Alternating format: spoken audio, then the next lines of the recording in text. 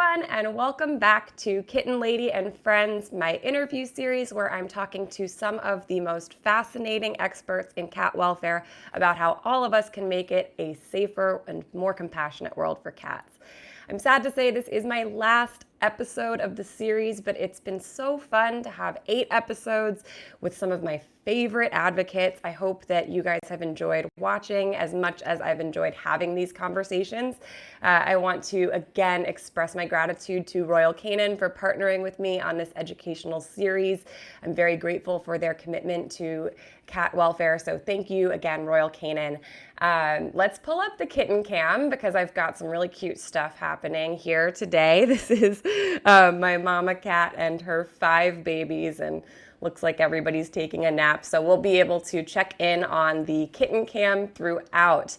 But I have to say, you guys, I'm really excited for this conversation. This is a conversation I saved for last because it's a very big picture conversation.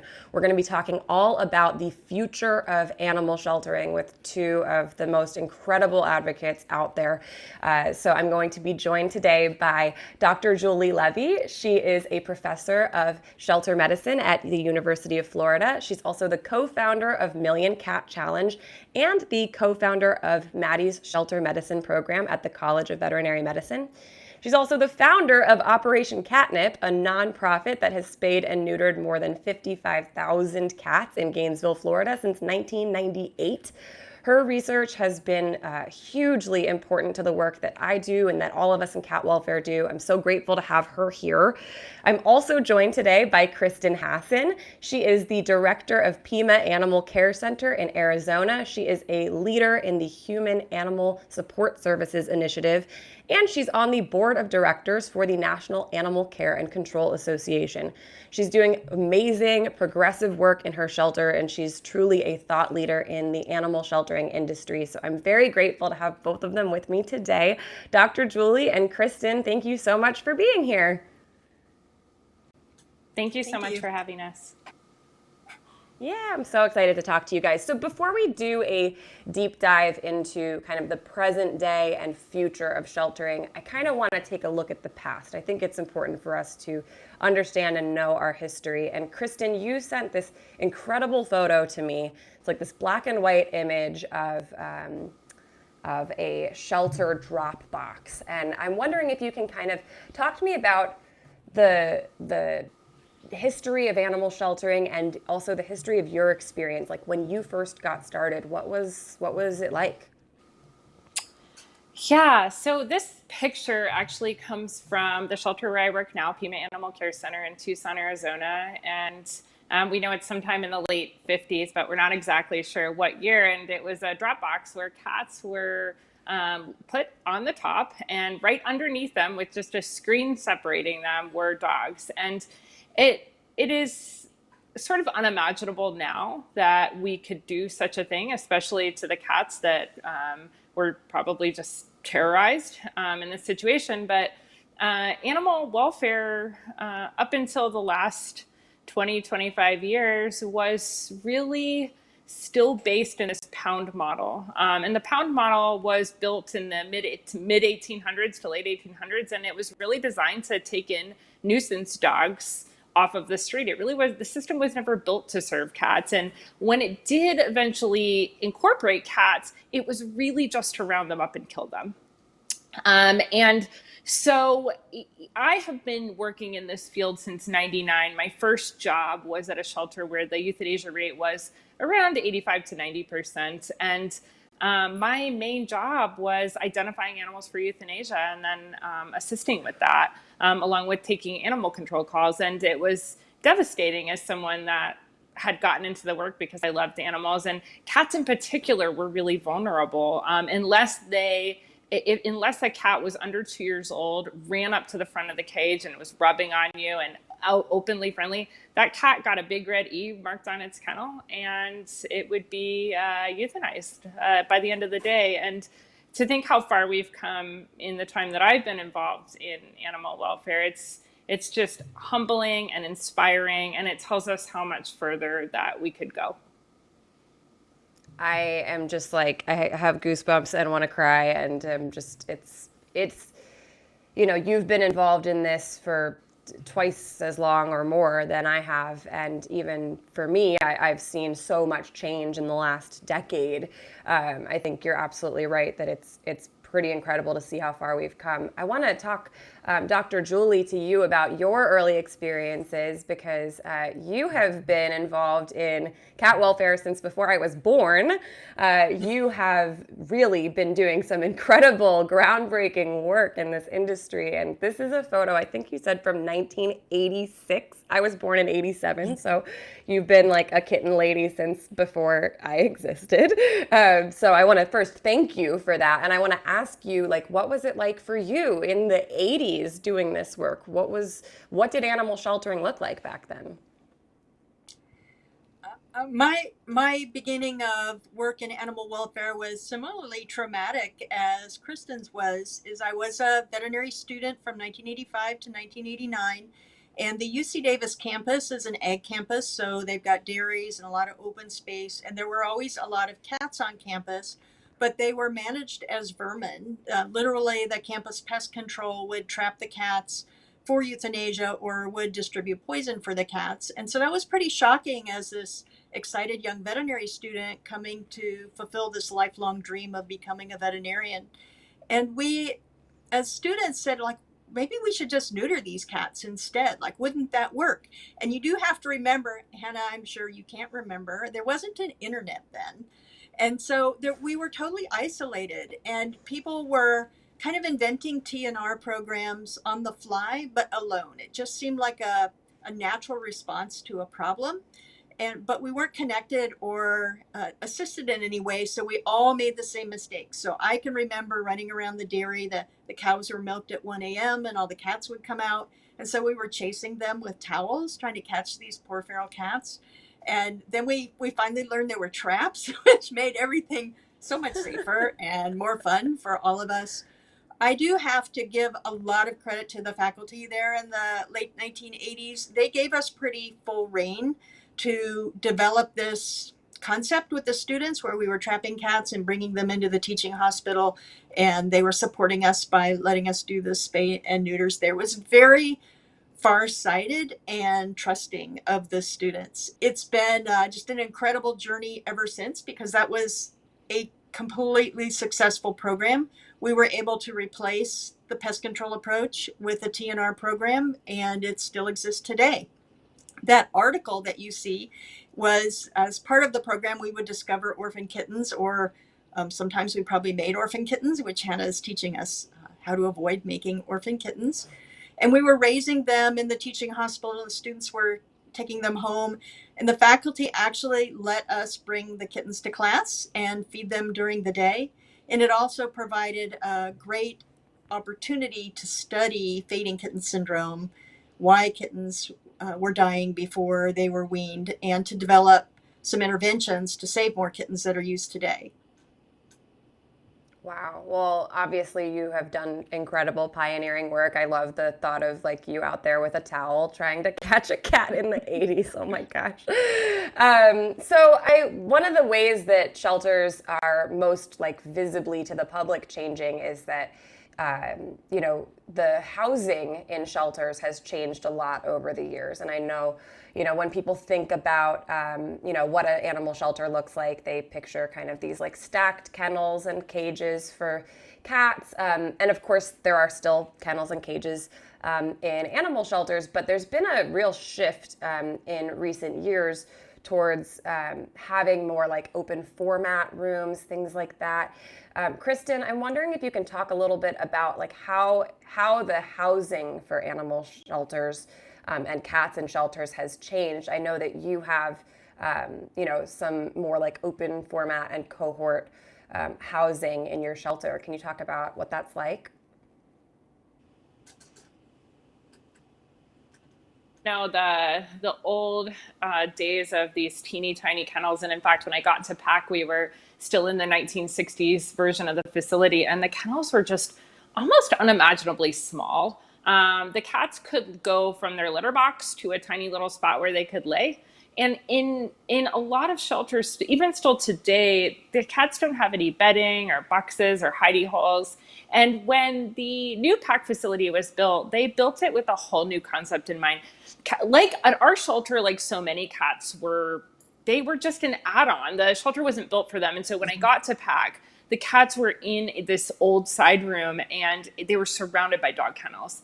And it was to the point that the cats were so frightened that it wasn't infrequent that cats would die because they were just so terrified and they wouldn't eat. And a couple of days of that, and they would immediately be in distress. So when they built a new facility, the cat advocates in our community felt really strongly that we needed a facility that was built with cats in mind as much as dogs. And so what that means for us is that all of our kennels are large portaled kennels, the litter box is on one side.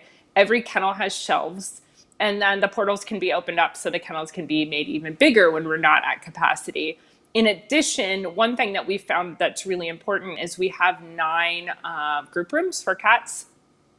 These can house any number of cats. It really depends on the situation they come from.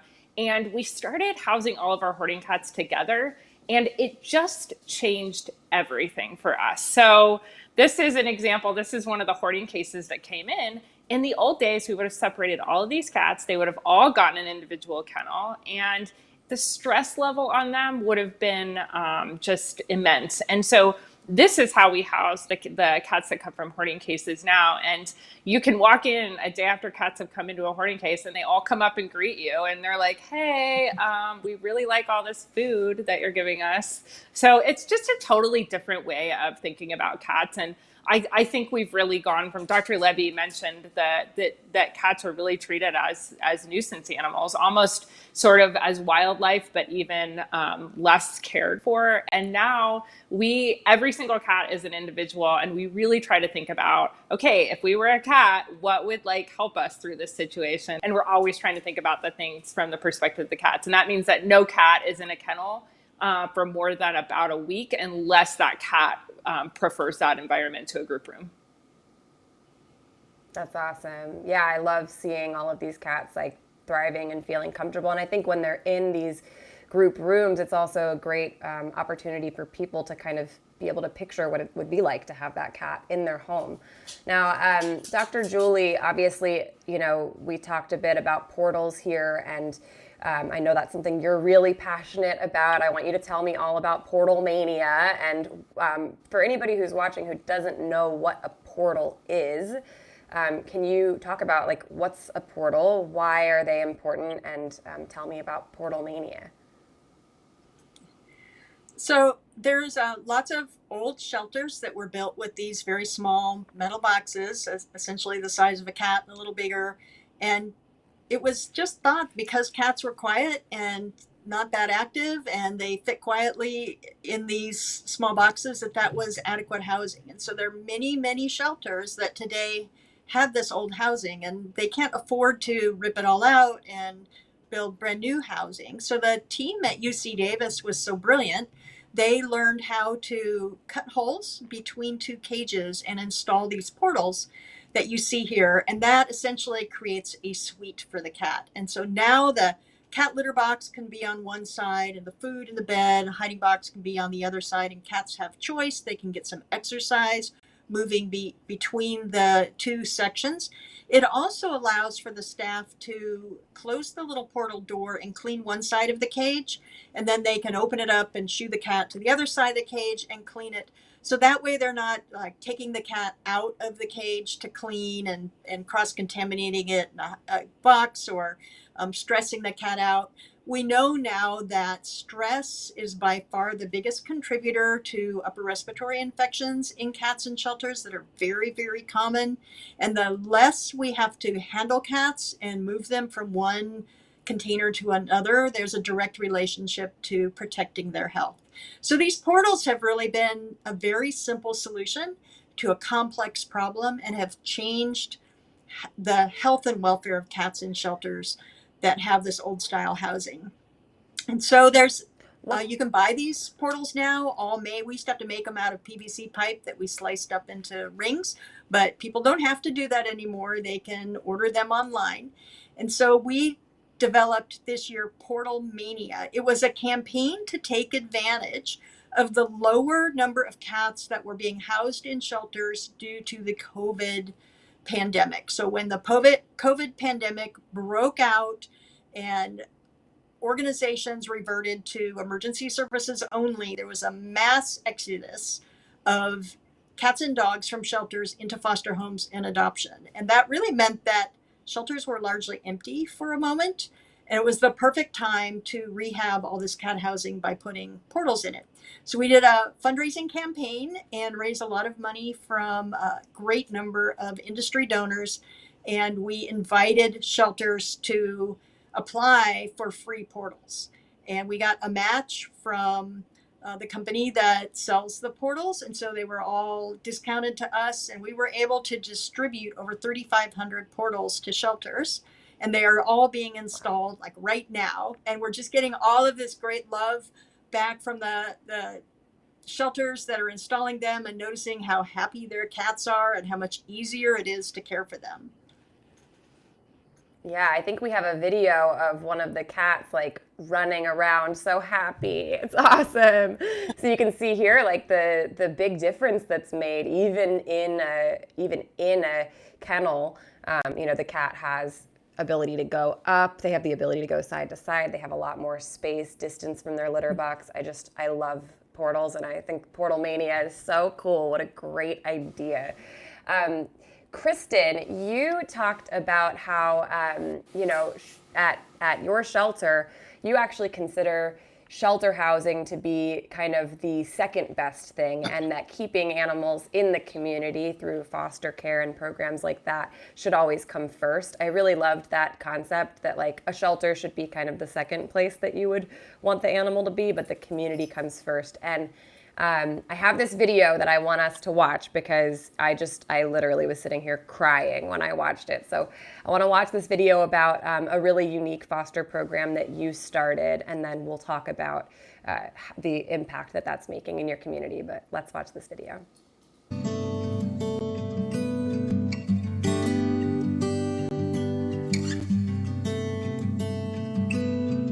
The Kitten Foster Program has exceeded our wildest expectations. When we began this program, we were inundated with kittens.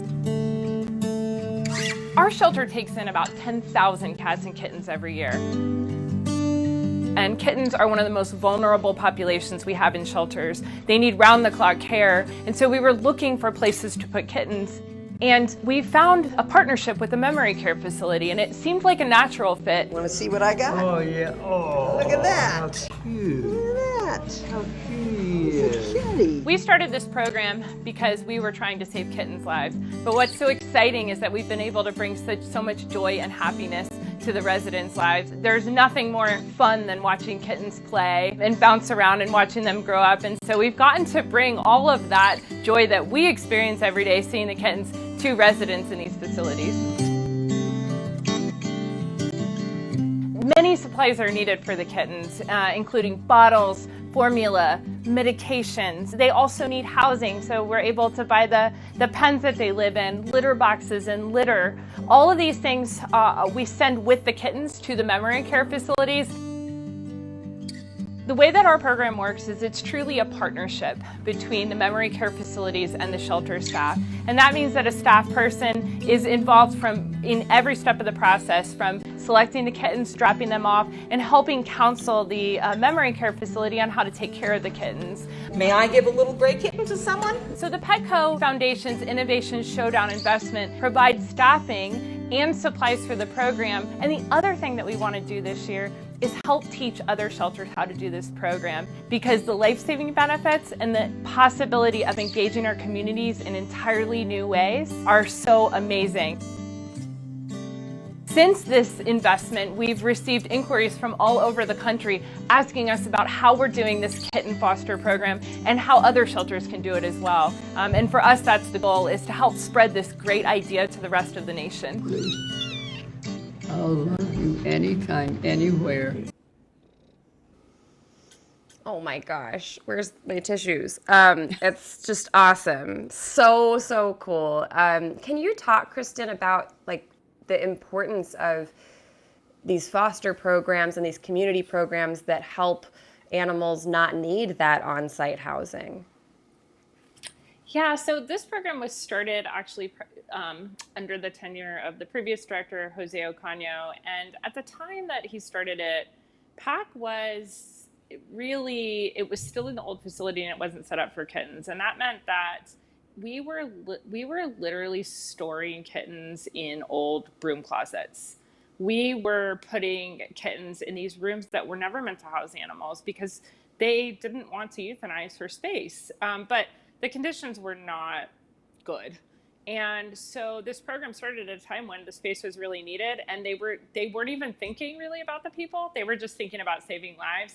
And what kind of shocked everyone about that program was that these folks would have not had a lucid memory in 5-10 years, and their loved ones were there with them every day, every week.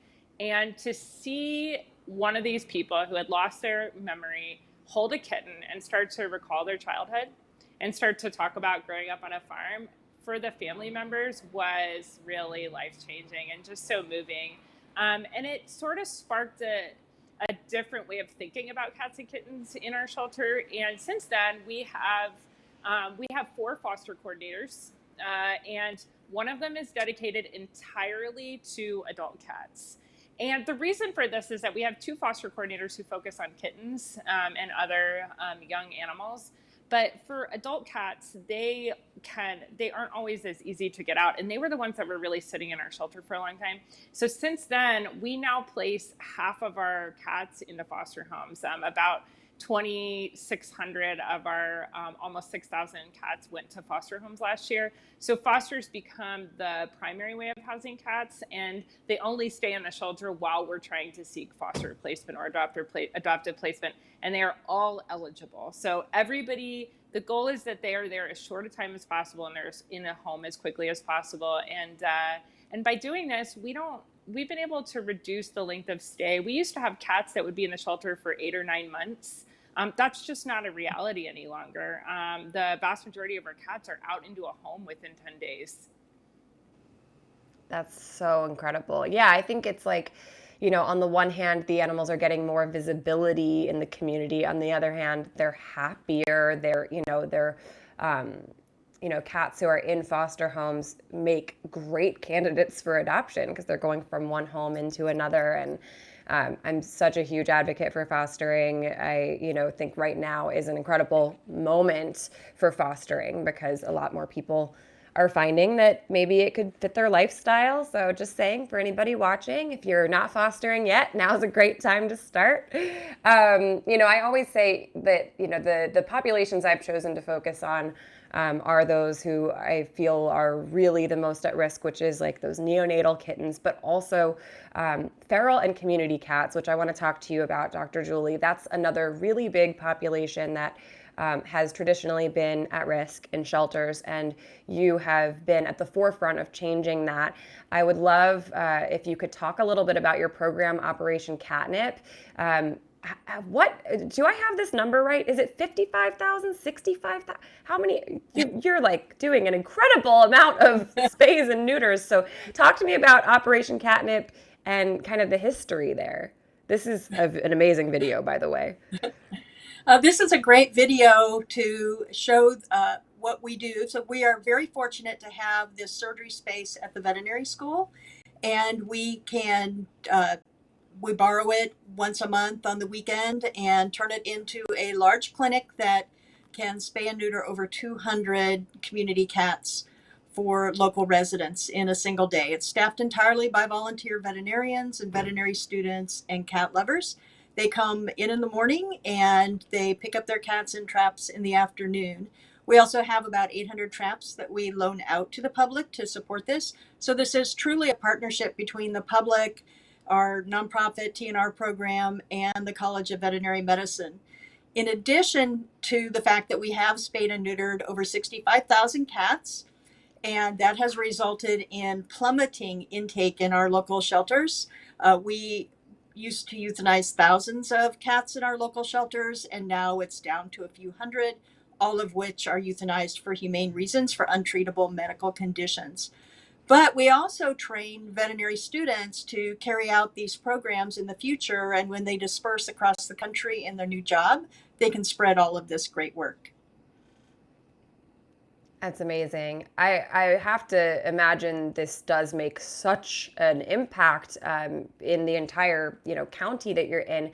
Can you talk a little bit about the impact this makes for, your community and other communities? Like, is this something that you think every community should have? And what impact does that make on animal shelters when there are these high volume, high quality spay-neuter options for community cats? Yeah, there's no doubt that every community needs to have a TNR program. There are a large number of cats we call community cats, which are the stray and feral cats that live in neighborhoods. They're not owned in the traditional sense, but usually they have made friends with somebody in the community that is offering some food, or they've identified a food source of their own. They live and thrive in neighborhoods, and our job to control their numbers and to provide for their welfare, as well as to mitigate any nuisances or negative impacts they have, is to spay and neuter them and provide them with vaccinations, and then keep an eye out for their condition. So if they ever do get injured or sick, we can provide care for them on an ongoing basis as well. So the TNR programs that are not necessarily associated with the shelters are absolutely essential in every community. Shelters can take this to the next level by identifying community cats that come in, that are brought in by the public or are picked up by their officers for neutering and returning to the neighborhood. And that's really the same as TNR. We call it return to field or return to neighborhood. As far as the cat's concerned, it's exactly the same thing. Someone picks them up, they go get neutered, they get their ear tipped for identification, and then they end up back in their home in the neighborhood. From the administrative point of view, one is TNR is directly the original intent. Someone traps a cat because they intend to bring it back, whereas return to field is almost the same, but it's the shelter doing it. So the shelter has taken in a cat that they determine the best outcome is to go back to its neighborhood. A great benefit of these programs is that it also gets lost cats back to their home. So we know that shelters have a very low rate of returning lost cats to their owners. It's only about 2% nationally, whereas dogs are 10 times or more higher. And these programs that return cats to the neighborhood, they actually increase the chances of a lost cat coming home by 13 times. So people are 13 times more likely to find their lost cat in the neighborhood through a TNR program than they are by going to a shelter. Wow. Well, thank you for all of that. I want to pull up my cat cam here because this is just a great example. The kittens and the mom that are on my cam come from a similar situation. You can actually, if she turns her head at all, you'll see she actually has an ear tip. She was trapped and spayed and she went into the clinic, was spayed. She was ear tipped to identify that she's been through the program. And then we were able to reunite her with her babies afterwards. And this has just been a joy caring for her, even though she's not my biggest fan. She's very feral.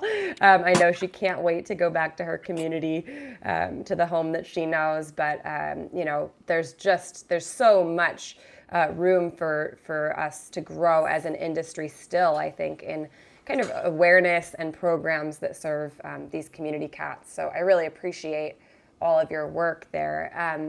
I want to move towards talking about intake reduction. And Kristen, I'd love to talk to you about sort of the philosophical shift that's been occurring over recent years in animal sheltering, because, that photo that you showed where it's like people could literally just come drop off a kitten in a drop box. That's kind of an old way of thinking. And there's now this kind of model of thinking about maybe not every cat needs to come into the shelter. Maybe there are other things that we can be doing to kind of keep animals from ever entering the shelter to begin with. Can you talk about that philosophical shift and what are some of the programs that help to reduce intake in shelters?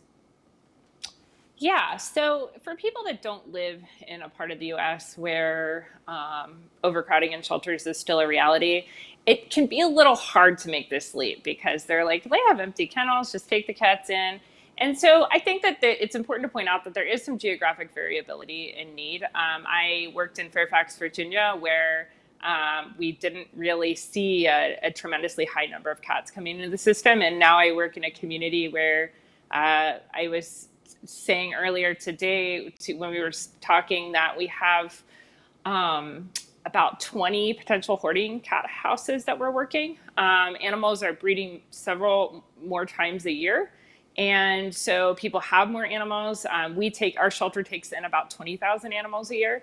And so we can quickly get into a situation where what we're doing is we're rounding up cats, we're putting them in the shelter, and they're coming into these overcrowded situations where they're getting diseases, some of which are deadly. They're having behavioral decline because they're just so stinking scared.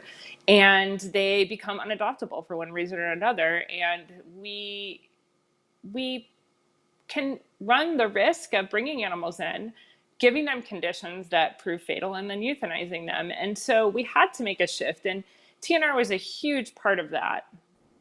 And SNR, which is bringing, when healthy, friendly stray cats come in, spaying and neutering them and returning them to their community. But we also had to start looking at the other reasons cats are coming in. A lot of cats come in as strays. The reclaim rate, if a cat comes into the shelter, is something like 2% nationally. In our shelter, it's actually 1%, which is really abysmal. It means once we remove cats from their neighborhood, they're not going home. And so we then started to look at owner surrenders and why people were bringing in their cats, and started to think about diversion strategies for those as well. So what our goal is now as a large municipal agency is to say what cats need to be here and what cats don't. And this is not a binary black or white decision-making process. It is case by case, cat by cat. And so we try to look at every single animal, evaluate its particular needs, and then decide if the shelter is the best place. And in many cases it is. In many cases it's not. And so we do our best to keep those healthy cats in the community where they're more likely to get home, and they will do just fine. And I think for us, what that's meant is that we don't see widespread calicivirus. We don't see widespread pan-Luke in our shelter. And every single cat in our care is getting what it needs to get out. A few years ago, just maybe 3 years ago, any cat that had diabetes, renal failure, any chronic but manageable condition was generally just euthanized because we were so overwhelmed with volume that we could only keep the healthier ones alive. And today that looks totally different. We're able to treat virtually every single medical condition a cat can have, including things like incontinence, which are really challenging. And we do that through a combination of deferring the cats that don't need to be there and then using foster and rescue partners for the cats that do. The last thing I want to say is that municipal shelters that do this have to get creative. Since COVID, a lot of our rescue partners are taking direct cat intake, something they hadn't done before. Before, come through the shelter's the middle agency, then they go to rescue. Now they're taking them directly. And so what we're doing to thank them is we're getting those cats spayed and neutered. And that is a benefit to everyone because what it means is then they can take more cats and we can keep the system moving. So I think that whenever we talk about how to manage cats, we always talk about it as if it's if this, then not that, but it's actually both and so we've assembled a big giant cat toolkit, and the ultimate goal is that we want to achieve live outcomes for every cat possible and achieve the best live outcomes for them. You know, another thing that you had mentioned to me that I loved was with your microchip and vaccine clinics. I know that, you can kind of see dogs lining up for these clinics, but a lot of people don't want to, bring their cat into a line like this. And you talked about doing something very creative so that it's more accessible for cats, so that cats receive the care they need without, having to stand in a line like this. Can you talk about that a little bit?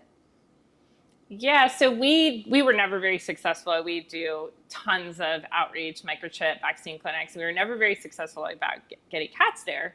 And I think we had assumptions about that. I think we thought people didn't value their cats as much, or they didn't care about identifying them, and really hadn't thought about it. And then we about a year ago, decided to do our first drive-up microchip clinic. And the idea was that it's very hot in Tucson, and making people stand in line with their pets can be dangerous. And so this was a way to do the clinic without having that. And we were really surprised that something like 3 times the usual number of cats showed up, and it went up from there. We started seeing nearly as many cats as dogs coming, and we realized it's because pet owners feel a lot safer bringing their cat in a vehicle. There's not the perception that they could escape. And we were able to get a ton of cats vaccinated and have been able to since. And that program has now been replicated around the country with similar results. I love that. It's very creative, and I think we have to be creative to increase access to veterinary care for cats, because it is such a issue, the cats, not receiving the same amount of veterinary care as dogs. So I really give you a lot of props for that program. I love that. Dr. Julie, you are the co-founder of Million Cat Challenge, and you're doing amazing work with shelters all over the country. I'd love if you can talk a little bit about your goals with Million Cat Challenge, and specifically something I love that you guys talk about is this superhighway, which I'd love if you could explain what the superhighway is and how are you helping shelters save the lives of cats. Yeah, this is a great picture of Dr. Kate Hurley from UC Davis Shelter Medicine Program and me. We're locked in a house in Aptos, California on a research retreat. And we have spent a week making little sticky notes and charts and graphs to decide what the best ways we could help shelters save more cats. The goal of the Million Cat Challenge was to enroll shelters across North America to save 1 million more cats over 5 years. So this is above the baseline cat life saving that they were already doing. And we had, during our years of consulting for shelters, had come across a repeating pattern of certain techniques that shelters were using that always worked. And we narrowed this down to 5 initiatives that any shelter could do that was of any size, rural or urban, municipal or nonprofit, wealthy or not. And we set up a website, we created outreach, and we invited shelters to join. There was the only commitment they had to make to join the Million Cat Challenge was to save at least 1 more cat than they did the year before.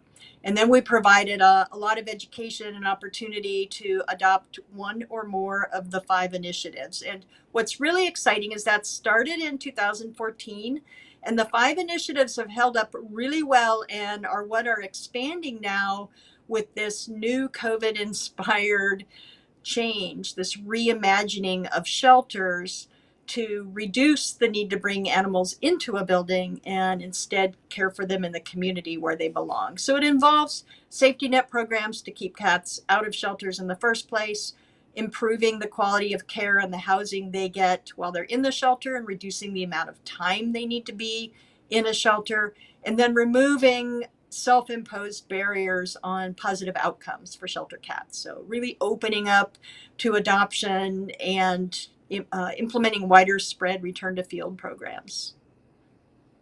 That's awesome. That's awesome. Well, I know that a lot is changing in the way that shelters think about both intake and outcomes. And Kristen, you mentioned about diabetic cats and the ability to increase, kind of widen the circle of who we consider to be adoptable.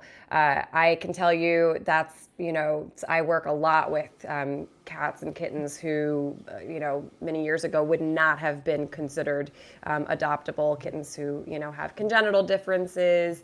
There's a lot of things that there's James. James is one of my recent kittens who, he has no back limbs, but I consider this to be a highly adoptable cat, and he got his great, wonderful home.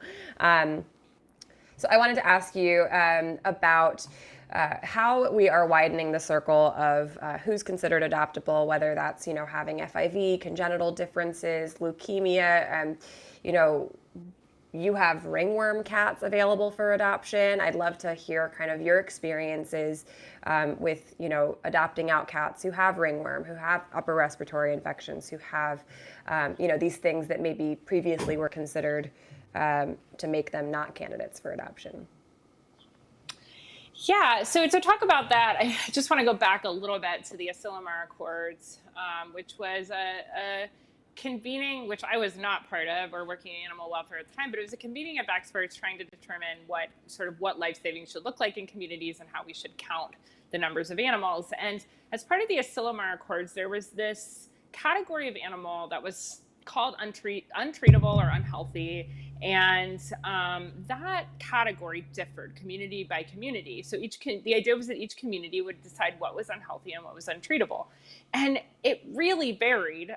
In some communities, ringworm was certainly considered untreatable or unmanageable. It was unmanageable, untreatable, I think. And Dr. Levy, correct me if I'm getting any of this wrong. But and so it could have been ringworm. It could be diabetes. It could just be a very simple upper respiratory infection.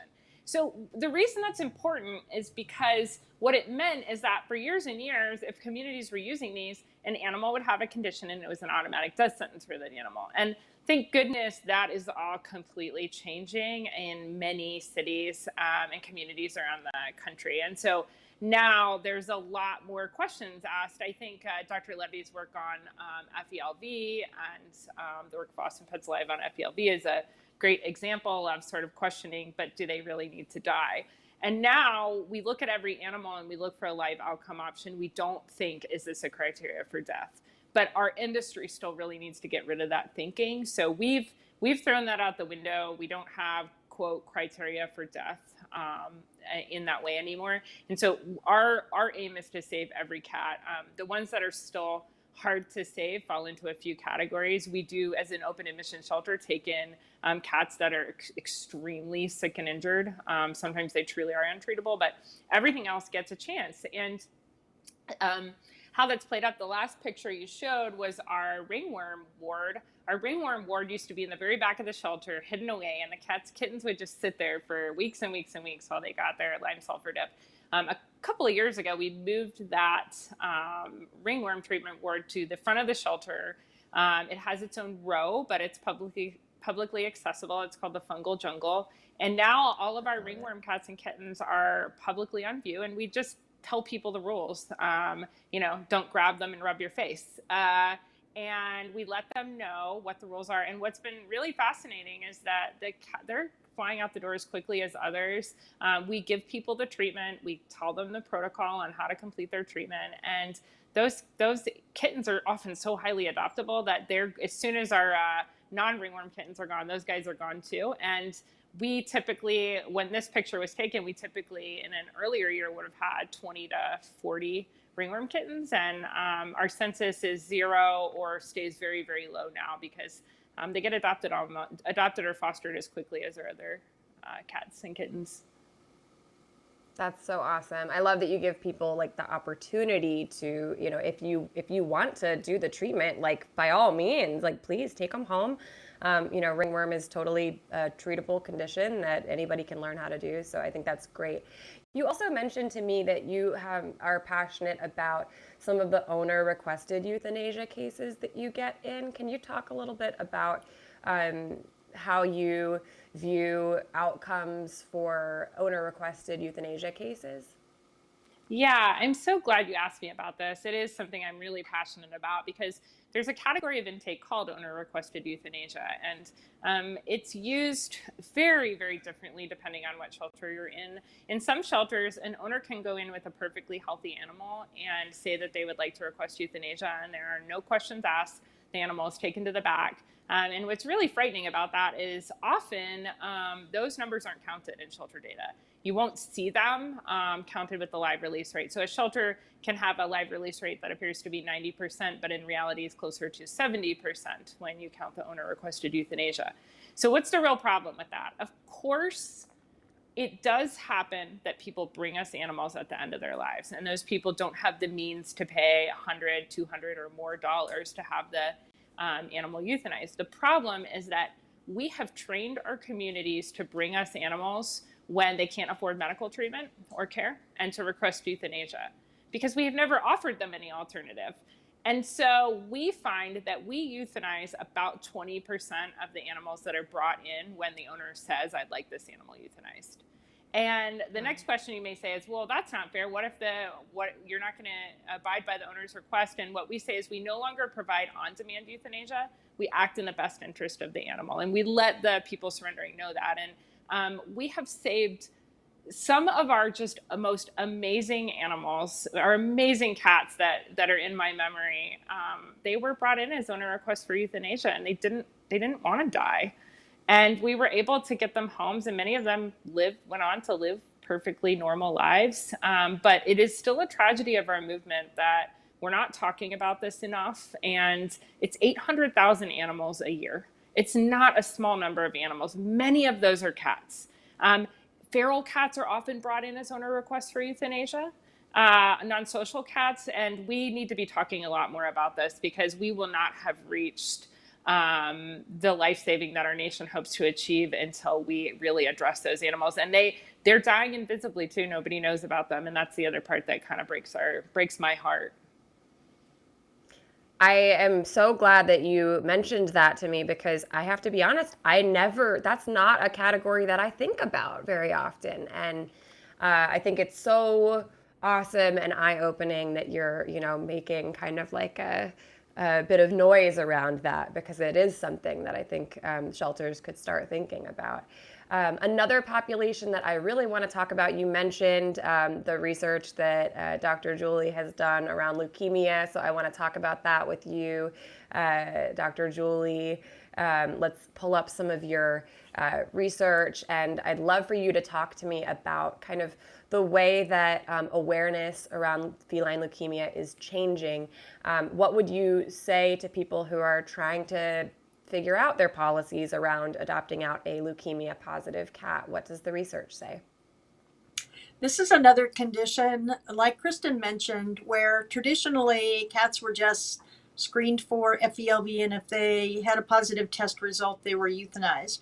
And it was for good intents. People worried about would they spread infection to other cats, or there were so many healthy cats already being euthanized in these large volume shelters that these ones were sort of triaged. And we've had some folks all along who challenge this idea. Like Kristen said, that most pets are savable with the right resources and the right education. And we've been just remarkably reinforced by the willingness of the public to take all kinds of cats on, whether they're old cats or whether they're these young cats with conditions like FELV. So this is a chart that we drew to try and explain how complicated testing for FELV is. And we've really longed for this to be something as simple as something we can test for at one point in time and then categorize a cat as being infected or not infected. But as we've looked at all the different ways we can test cats with a lot of different kinds of tests, the ones you do right in practice or the ones that you send away to the lab, or if you test cats on different days over time, we started to realize we were getting all kinds of different results and it wasn't consistent from time to time, which made us worry that we were making life and death decisions on tests that we weren't interpreting right. And it's not that the tests were wrong, but it's more about the biology of the virus in the cats. When cats become infected, if they have a really good immune response, they might completely eliminate the virus, or they might beat it down into this regressive state that we may or may not detect. Or if they have a poor immune response, it might be present at very high levels of the cat, and that's where we traditionally have thought of conditions that develop that cause early death and spreading it to other cats. And to make it even more complicated, we've shown in our research that cats can kind of shift between these two conditions. And so sometimes they might test negative, but they have a little bit of virus deep in their system. And if they get stressed, that virus may come out and test positive again. We were really fortunate to develop a research collaboration with Austin Pets Alive, which really upscaled FELV adoption programs. So they take in many hundreds of cats every year from shelters around the country into their adoption program. And so they had a lot of data to share with us, but also we worked together on a study in which we tested 131 cats monthly over time, and we're following those cats for the rest of their lives to see how they do. And that has been filling in some really important information for understanding what the best tests are to use. This chart here shows we looked at just the past 2 years of cats, 800 cats that were sent to Austin Pets Alive from around the country with a diagnosis of FELV. And the first thing you saw that is upon retesting, 20% of those cats didn't even have FELV. So the diagnosis was faulty in the first place. But then of the ones that we were able to confirm, the vast majority of those were adopted through their program. And only a small proportion needed to be euthanized or died in the program. We did another survey of these folks that adopted these cats and asked them what their satisfaction level was and would they do it again. And over 80% were very satisfied with having a positive cat and would do it again. So we really saw that people were adopting these cats, loving them, and not regretting it. We've now started spreading the word about this program and using it as a model to other shelters around the country, because it's not very scalable to say that all of the cats should go to Austin to be saved. Now that they've provided the sort of roadmap and toolkit on how to do it well, we're seeing these FELV adoption programs spring up all over the country really quickly now. That's awesome. I mean, just thank you. All I can say is thank you so much for the work that you're doing and for sharing all of that. I want to ask Kristen a question about kind of, as we are opening more widely the circle of who is adoptable, it also means that we need more adopters, right? We have all of these cats who are adoptable. We need places for them to go. In the past, adoption has not always been the most accessible to every person, and there's this very big push in recent years to reduce barriers to adoption so that more people can accessibly go to the animal shelter and bring home a companion. Can you talk about the barriers that have kind of historically been in place in adoption programs and what it looks like to remove them? Yeah, so I think when we think about adoption barriers, they've been a real sticking point. We've been talking for more than a decade. The ASPCA did so much to lead this conversation. The Humane Society of the United States. There have been best practices that say that we should make virtually everyone feel welcome to adopt for a decade. Yet we still see a prevalence of adoption restrictions. And the idea is that it is the job of shelters and rescuers to protect the animals from people. And I think I've been mulling over this so much lately, and I think a lot of it comes from the fact that many of us who do this work, we have trauma histories. We weren't protected at some point in our lives, and we do this work because we're able to protect animals in a way that we weren't protected. But that brings some deep emotional challenges to the work. And if we're not aware of that, it can lead to very restrictive policies, because somewhere deep in our kind of souls, in our being, we feel that we have to protect these animals and we can't take any risks.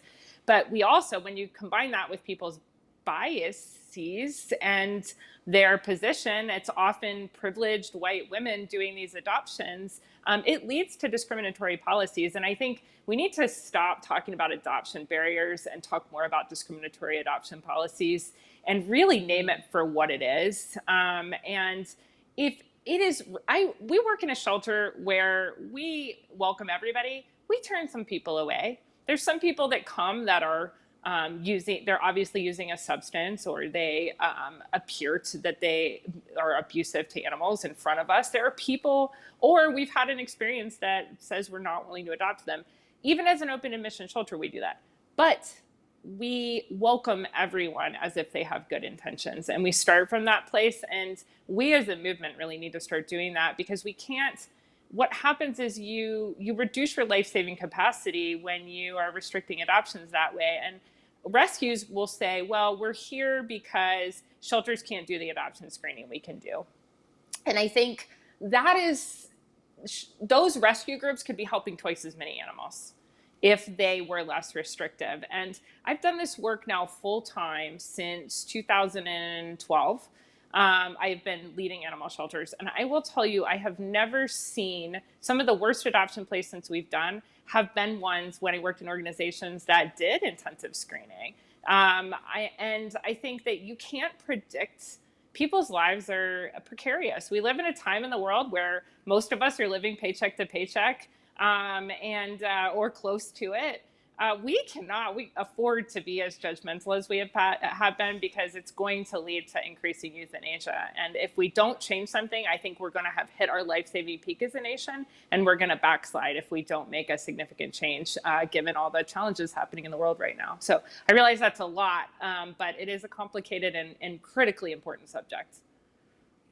Yeah, and I think that something I've seen a lot of people kind of throw out there is like, hey, as the person who works for your program, would you be eligible with all of the, would you meet the criteria? Because a lot of us in animal welfare, it's like, oh, actually, well, if you asked your landlord, could you get another cat? Would they say yes? I don't know.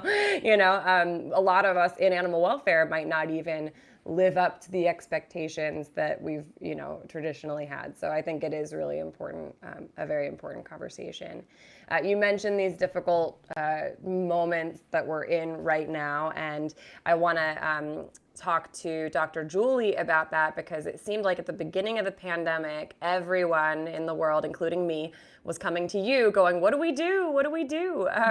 And you have played a huge role in kind of setting guidelines for how animal shelters and rescues and those of us who work with cats can be operating and continuing to do life-saving work during a pandemic. Can you talk about what that has been like? And, I guess what I want to know is, like, does this pandemic feel like a crisis to you, or does it feel like an opportunity, or like maybe both? Yeah, thank you for asking about that. I can remember very vividly at the very end of February at the American Pets Alive conference. I'm a worrier. I'm very cat-like. I walk into any new situation kind of anxious and checking it out. And I've been watching kind of the international COVID story, and it was starting to sprout up in the U.S. And my work is in infectious disease epidemiology, and so I just had this sort of brewing panic about what was going to happen. I was already not shaking anybody's hand and opening doors with my elbow at the conference, and everybody thought I was kind of odd. But by the end of the conference, Kristen and Ellen Jefferson and the folks from Maddie's Fun, a few other national groups, we went out to the patio and had a glass of wine and just kind of talked about, should we be worried about this? Like, what could go wrong if this really does spread? And that very day, Kristen set up a Facebook group for shelter leadership that now has over 800 people in it. And we started having weekly calls and about what could happen, what we were watching happening with other industries. And we knew we had to move very fast and be very brave to define the role of animal sheltering in this country before someone else did it for us. And we had Kristen's with the National Animal Control Association and had a great voice there to come out early and say that animal sheltering is an essential service. Like, we need to be listed right there in all the emergency orders alongside hospitals and other essential services like police and fire. And we could not accept increased euthanasia as a way to cope with the coming staff shortages and other cutbacks that we're going to have. So very early on, NACA came out with a powerful statement establishing animal shelters as essential services, but also defining what we had to continue and what had to pause. So we had to continue the rescue of endangered and injured animals, people that needed help. But we also had to pause non-essential services like trapping cats and bringing them in, and volunteer programs and some other things that were kind of hard to pause at the time. In late February, nobody knew where this was going to go. I think we all felt like we were going to have to hunker down for a few months, but there was going to be a post-COVID era that we would spring back to after a few months. And what we see now, I think, is it's going to be a year or more of this COVID life. Maybe it will be forever. And we are all going No. through, I think there's a lot Pray of it isn't mental and so. physical exhaustion that people are coping with now because school's back in session and it's not like it was. Everybody's life is harder and more uncertain. And so so that's the downside. That's the panic that I have. The upside is it did cause us to pause, empty our shelters, and get animals into foster homes and adoptive homes. We asked the community for help and they responded in droves. We know the community is there and wants to help. And it created this pause where we could reconsider everything we traditionally do in animal shelters and ask ourselves, do we need to be doing this? Is it the best for the animals and for our community? And is there a better way we can do it? And that gave room for this human animal support services to be born and to a reimagining animal sheltering to serve people and animals and communities better. Thank you so much for that. I know I saw these amazing photos of the Pima Animal Care Center that, Kristen, I want to talk to you about. At the beginning of the pandemic, you had like empty cages empty kennels at your shelter, and the photos are really, really amazing. I know that must have felt like overwhelming and also like an opportunity. And I want to know from you, like, how do you feel that we can take this moment that we're in, this opportunity of a shift in the way that people are thinking? How can we take this opportunity and run with it towards a better future for shelters? Typically in the early summer, our shelter would have about 550 to 600 dogs and about 400 to 450 cats inside the shelter. And we run the nation's largest municipal foster pet program too. So we would have just as many animals in foster. The inventory in the summer can be over 2,000. This year, since COVID, the inventory has been between about 100 and 150 dogs and about 50 to 80 cats.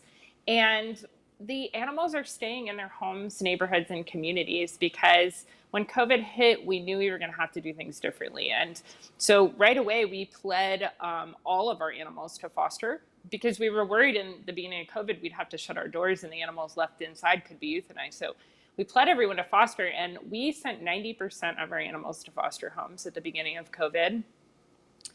And since then, we've really relied on foster care, and we were able to be part of a nationwide movement. And some of these pictures are from other shelters around the country where they emptied out virtually all of their kennels. And I think it was a learning moment for the movement because while foster care has been a program, I don't know that there's been a real belief that the community would really step up in the way that they did. And it showed us that it's possible. And at one point, the data from one of the shelter software companies showed that about 45% of the total U.S. inventory of shelter pets was living in foster. So it's a really new day because we're teaching ourselves what's possible, and we didn't quite believe it before. I worry that with the financial crises and the evictions, I mean, we've sort of kicked that down the road, but it's a reality. January or now, this eviction crisis is real. And the financial fallout from the millions and millions of unemployed people is real. And I worry that if we don't make fairly dramatic changes to the way that we operate as government-funded animal shelters, that we are going to find ourselves in a situation where we are going to be at risk of having to euthanize for space. So we started the Human Animal Support Services project, piloting it with more than 40 shelters around the US. And the goal of it is to just reimagine how we run animal shelters and to say it's time. We're long overdue. And we can't, if you think about if human social services, which is full of flaws, but if you think about what if they had not made the move to foster and to keeping kids in their homes and with family members, we would have a nation full of orphanages. And we don't. And we need to go there with animal welfare too. We need to take the best lessons from human welfare, even though it is also problematic, but we can learn from it. And we need to sort of take a One Health approach, thinking about people, animals, and the environment. And more than anything, the role of shelters should be to maintain and support the bond between humans and animals. We can't just keep rounding everything up and putting it in a building. It's not working anymore. It hasn't worked for a long time. And that is hitting us in the face during COVID. Wow. Well, thank you for that. I guess I want to know from each of you maybe some final words of like advice or wisdom about where we want shelters to get to in the next 10 to 50 years. What is like your dream if you could look into the future and that's what you could see? What's your dream for the next 10 years? I'll start with you, Dr. Julie. So that's such a great question, because I think all of us kind of ruminate on that, about how we would like it to be and what it would look like if all of our barriers were removed. And so I can imagine that the shelter serves more of a coordinating role to connecting people and their animals to the services that they need. So they can make veterinary care more accessible, so people don't have to relinquish their animals for because they can't access veterinary care, either because they can't afford it or it's just not nearby, or other access problems. I could see that there would be fewer community cats because our TNR programs were so robust and effective, and all of the community cats are getting the care that they need. And that shelters would be the place, the safety net for when everything else broke down and we couldn't provide care for an animal out in the home or the community that loved it, that there would be a place they could always go, and that they would coordinate things like emergency services if someone's had to evacuate their house for a house fire, or they were fleeing a domestic violence situation, that having their pet would never be a burden to them or prevent them from getting the services that they need, because we would take care of the pet or make sure that there was some way that the pet was safe as well. That's beautiful. Kristen, anything you want to add about your dream for maybe specifically Pima Animal Care Center? What do you hope to see in 10 years? So I think you're a really good example of where this movement needs to go. We have been so insular, and we have sort of suffered in silence, particularly government-funded shelters. And we've suffered in silence, and we've also told everyone to stay out of our business. And we need people like you to take charge and to engage people who want to help, teach them how to help. And I think that's the future. Like, I think the animal shelters are always going to be there. Animals can't speak, and there are always going to be animals that need to be in shelters, but our role should just be so much different. And we need to stop teaching our communities how to bring animals to us and do exactly what you're doing, which is teach them how to be part of the solution. So I'm so excited to be here and to get to talk to you, because I think what you've done is so remarkable and needs to be an example for people entering the field all over. Just take charge and fix the problem. We're not able to do it. Those of us running government shelters, we're not going to be able to do it. We need other solutions. I really appreciate that. Thank you. And I think that, when people I always say, when you're looking for someone to help, remember you are someone, you are someone, and the community ought to feel more empowered to step up and help. And I love the work both of you are doing, because I think that you are putting the information out there that says, hey, shelters exist for this purpose, but let's try to make this a more community-based solution and give the people the tools they need to be able to be impactful in their communities. So I'm so grateful to both of you. I have only one last question, and my last question is always a would you rather question. So here is the would you rather question for you guys. Okay. Would you rather have $10 million to put towards any cat program that you wish, or would you rather have the power to spay or neuter any cat just by looking at them? And I will start with you, Dr. Julie. Which one would you rather have? $10 million to put towards any cat program, or the power to spay or neuter any cat with your laser eyes? I'm going to take the $10 million because I think I can spay neuter all the cats with some of that $10 million and have some more $1 million left to do some of the other work. But the laser eye, that if that's an option too, I would consider it. What about you, Kristen? I think I'm going to take the 10 million as well because my heart is with old cats, and I think I would just invest it all into elderly cats who don't have a home anymore and start an old cat sanctuary. All right. Well, if I ever find $10 million, I know who to call. But I hope you guys enjoy. I had a lot of fun making that one of the laser eyes. I wish that we could develop that power. And I'll also call both of you if we ever do develop the ability to neuter with laser vision. But thank you guys so much for your participation today and for all of the work that you're both doing. I'm really, really grateful for both of you. And I've just so enjoyed talking with you. So thank you very much for being here with me. Thank you. Thanks so much for having us. Thank you, guys. Okay, bye-bye. Bye. Well, that was really, really fun. A great way to wrap up this 8-part interview series. If you have enjoyed watching this, but you missed a past episode, I have all of them available on my website. It's kittenlady.org/kittenladyandfriends.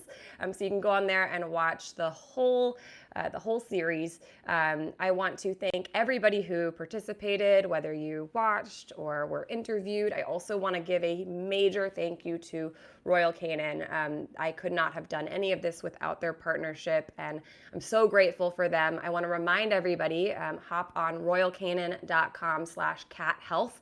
There is a whole initiative on there for the Take Your Cat to the Vet campaign.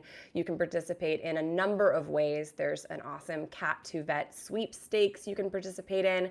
You can get a free chat with a veterinarian. So hop onto royalcanin.com/cathealth to check all of that out. And thank you guys so very much for staying curious, staying compassionate, and being here with me on Kitten Lady and Friends.